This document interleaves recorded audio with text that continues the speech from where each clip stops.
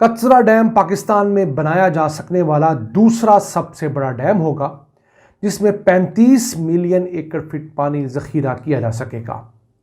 इसके अलावा चंद माहिरीन के नज़दीक ये 15,000 मेगावाट बिजली भी पैदा करेगा, जिसके सबब ये पाकिस्तान का सबसे बड़ा पन बिजली मंसूबा भी होगा।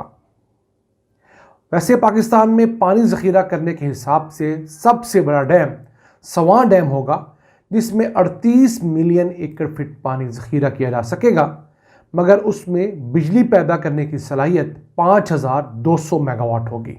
सवां डैम पर हम एक डिटेल्ड प्रोग्राम कर चुके हैं, जिसका थंबनेल आप स्क्रीन पर देख सकते हैं और यूट्यूब पर देखा जा सकता है। कचरा डैम को तामीर करने में रूस भी दिलचस्पी रखता है, लेकिन चंद माहिरीन इस डैम के कुछ ड्रॉबैक्स भी बताते हैं, जिनके मुताबिक ये डैम बन तो सकता है, लेकिन इसकी कीमत बहुत बड़ी अदा करनी होगी।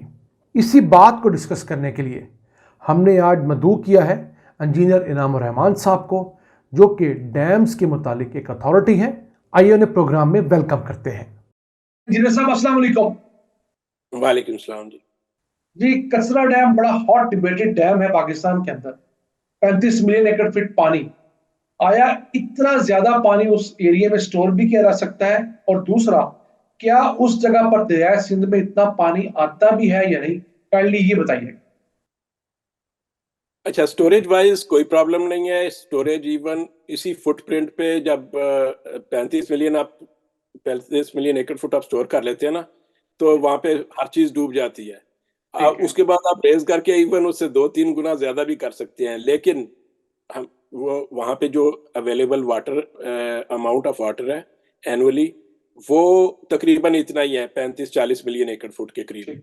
और उसमें से भी हमने सिर्फ समर का पानी एक्स्ट्रा करना होता है, और विंटर में तो पहले वाले को भी ऐड करके करना होता है। तो वो जो वायबल फिगर है 20-25 के करीब होना चाहिए इस एरिया में, अगर हमें चाहिए। तो 35 जरा ओवरकिल हो जाएगी। 20-25 वाला फिगर नॉर्मल रहता है। 20 से 25 मिलियन एकड़ फीट पानी वो उस जगह पर हम सेव कर सकते हैं, ठीक है। लेकिन उसकी जो हमें कीमत अदा करनी पड़ेगी, जो वहां पर सारी आबादी, वहां पर जो एयरपोर्ट है, स्कर्दू एयरपोर्ट, स्कर्दू शहर, रिजॉर्ट, वो सारा का सारा जो है वो पानी के अंदर डूब जाएगा। जी जी, स्कर्दू शहर पूरा और उसके इर्द गिर्द जितने देहात हैं पहाड़ों की ढलानों पे, साइड पे, सारे वो सब अंडर वाटर आ जाते हैं इस पे। यानी क्योंकि 2 लाख की आबादी इसकी वजह से जो है अफेक्ट होगी। इससे भी ज्यादा, वो गांव बहुत ज्यादा है, सारे एलुवियल फैंस के ऊपर बने होते हैं। ठीक है।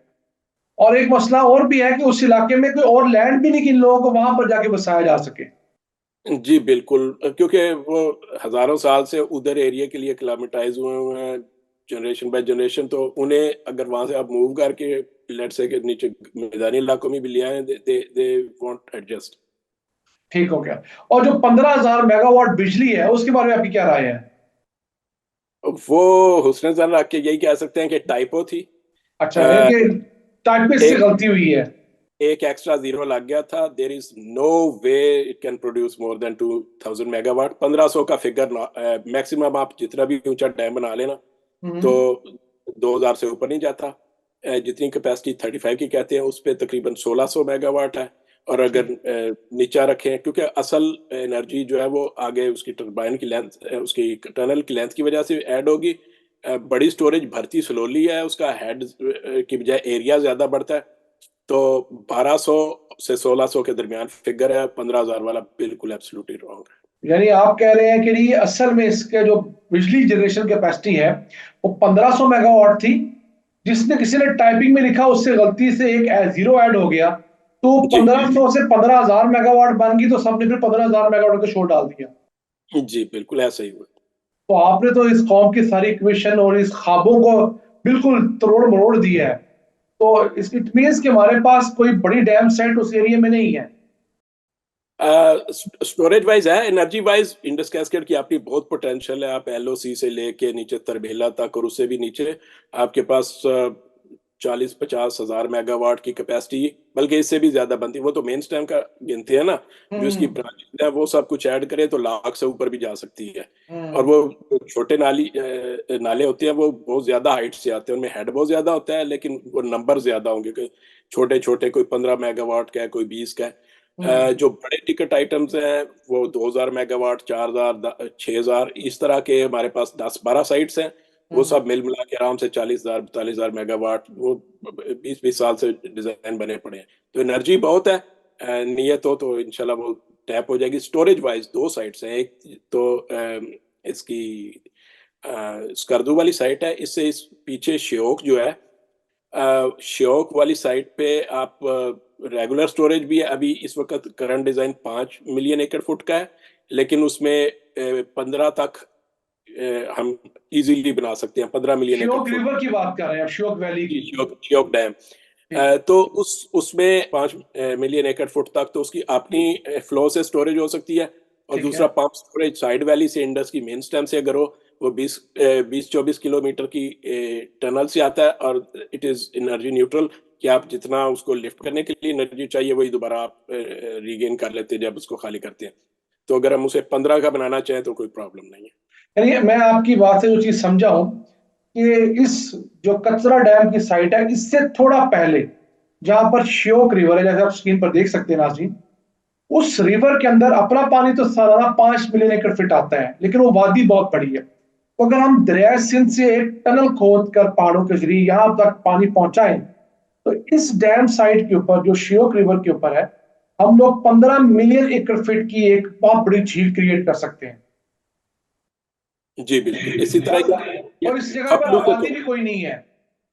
नहीं, आबादी तो जाहिर है उतनी नहीं है जितनी स्कर्दू में है, और ये it is we can say lesser evil, कि वहाँ यहाँ से आबादी जो है वो रिलोकेट कम करनी पड़ेगी, काफी कम है स्कर्दू के से कंपेयर करें। आबादी का मसला तो हार्ड डैम के साथ आता है ना। यहाँ पे मसला ये है कि यहाँ जगह कम है, यहाँ मतलब पॉपुलेशन कम है, लेकिन ये दो ही बड़ी वादियां हैं, तीसरी गिलगित की है, ये गिलगित बल्तिस्तान में जो है पॉपुलेशन के सेंटर, ये 3 हैं बड़े।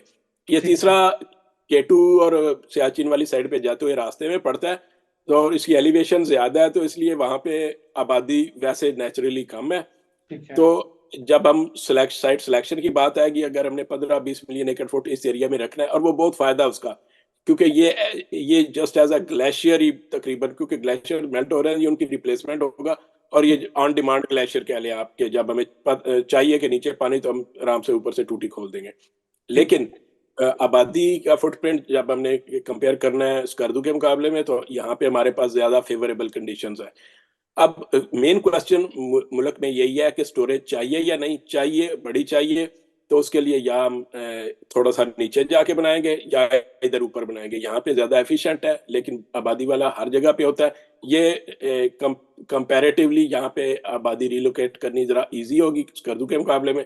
तो इसलिए ये हम कह रहे हैं कि यहाँ पे डैम अगर बनना ही है तो 5 की बजाय 15 का बना सकते हैं। ठीक है, तो इस डैम की कॉस्ट आप कितनी एक्सपेक्ट करते हैं? डैम की कॉस्ट जो है, ये अगर जामिर भाषा से कंपेयर करें, उससे थोड़ी सी कम होनी चाहिए, क्योंकि जामिर भाषा में इंफ्रास्ट्रक्चर एडजस्टमेंट काफी ज्यादा करनी पड़ी थी, और उसने बहुत बड़े फ्लो को हैंडल करना था। ये ऑलमोस्ट साइड वैली स्टोरेज की तरह है, इस पे स्पिल वे की कैपेसिटी भी इतनी नहीं रखनी पड़ेगी। और दूसरा इसका भाषा से ये थोड़ा नीचा ही होगा, 50 मीटर छोटा, आप ये कह लें दासू जितना डैम होगा। तो जिस तरह दासू जो है वो तकरीबन 5-6 अरब डॉलर के करीब बन सकता है, तो ये 6 बिलियन डॉलर कह सकते हैं। ठीक हो गया। तो आपका जो एक ख्याल ये है, जो आपका ब्रेन चाइल्ड है, कि एक तो हमें बिल्कुल पाकिस्तान के टॉप पे, जहां से एलओसी यानी कि इंडियन बॉर्डर शुरू होता है, वहां से हम लोग एक डैम बनाएं जो श्योक डैम हो, और जो भी दरिया सिंध का पानी आता है पहले उसे वहां सेव करें। उसके बाद हम एक डैम बनाएं जाकर स्वां के मुकाम पर। तो हमारे पास मुल्क के लिए दो बड़ी टैंकियां हो जाएंगी, एक ऊपर और एक नीचे, और हम पूरे मुल्क के लिए पानी रेगुलेट कर सकेंगे, पूरे मुल्क के लिए साल का पानी महफूज कर सकेंगे, जहां पानी की जरूरत होगी हम पानी पहुंचा सकेंगे। जी, ऊपर वाले डैम का फायदा ये है कि वो आपके ग्लेशियल फ्लड्स को कंट्रोल करेगा। ठीक है। दूसरा ये है कि आपकी जो बिजली इंडस कैस्केड की बिजली जनरेशन है उसकी प्राइस आधी कर देगा आपको, आधी number of tunnels, number of turbines आधी रह जाएँगी, वो बिजली मज़ीद सस्ती हो जाएगी और डैम्स की प्राइसेज़ में आपका 40-50 अरब डॉलर बचेगा। दूसरी हम्म। चीज़ ये है कि नीचे जब आते हैं, तो नीचे मॉनसून और सीज़नल बर्फ़ स्नो मेल्ट और जो सीज़नल आइस है, इ इसका जो और मॉनसून का इसके जो फ्लड है वो ऊपर तो नहीं आते, वो नीचे हैं और यहाँ पे रिस्पॉन्स टाइम हमारे पास क्विक होगा कि जैसे ही फ्लो बढ़ा, आप तरबेला को भी खाली रख सकते हैं और वो पानी जो है वो सारा स्वां में डाइवर्ट होता जाए। यहाँ पे ज़रूरी नहीं आप 35 का ही बनाएँ। ऊपर अगर 20 आपके पास स्टोरेज आ जाती है, इधर भी 20 मिला के दोनों मिला के 20-20 40 आपके पास बड़े आराम से सारे फ्लड्स, सारे आपका जो इरिगेशन का स्केड्यूल है, बिजली जनरेशन का स्केड्यूल है, वो सारा हैंडल हो जाएगा। और नीचे वाली स्टोरेज का ये भी फ़ायदा है कि आप अगर आपको बिजली की डिमांड का टाइम ऐसा है, गर्मियों में ज़्यादा है, तो पानी आप ऊपर से भेज देते हैं, वो सारे 10-12 डैम्स में से गुज़र के आएगा, बिजली जनरेट करेगा और फिर भी ज़ाया नहीं होगा, आप नीचे आप फिर स्टोर कर लेंगे। तो ये फ्लेक्सिबिलिटी है, it will be very cheap compare to कि आपका मोनोलिथिक कोई स्ट्रक्चर हो, ना ऊपर स्टोरेज है ना नीचे स्टोरेज है, तो उसे उसे कंपेयर करें तो ये बहुत बेहतर ऑप्शन है। मैं नाज़रीन की क्लैरिफिकेशन के लिए बता दूं कि ये जो हम कॉन्सेप्ट बात कर रहे हैं जी इंडस कैस्केड के ऊपर, हमारा जो हाइडल एनर्जी का जो पोटेंशियल बढ़ेगा वो किस तरह, ये ऊपर आपने पाकिस्तान के सबसे टॉप पर ये अगर श्योक डैम बनाया, तो जब इसमें से पानी निकलेगा तो यहाँ बिजली पैदा करेगा 640 मेगावाट। फिर स्कर्दू डैम की जगह पर बैराज बनाया जाए तो 1200 मेगावाट वहां बिजली पैदा करेगा। यही पानी टुंगरुस हाइड्रो पावर प्रोजेक्ट के मुकाम पर 2200 मेगावाट बिजली पैदा करेगा। फिर यलबू हाइड्रो पावर प्रोजेक्ट के मुकाम पर 2800 मेगावाट बिजली पैदा करेगा। यही पानी बुंजी डैम की जगह से गुजरेगा तो 7100 मेगावाट बिजली पैदा करेगा।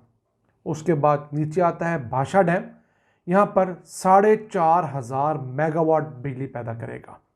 उसके बाद दासू डैम की साइट आती है, जहाँ से गुजरते हुए ये पानी 4320 मेगावाट बिजली पैदा करेगा।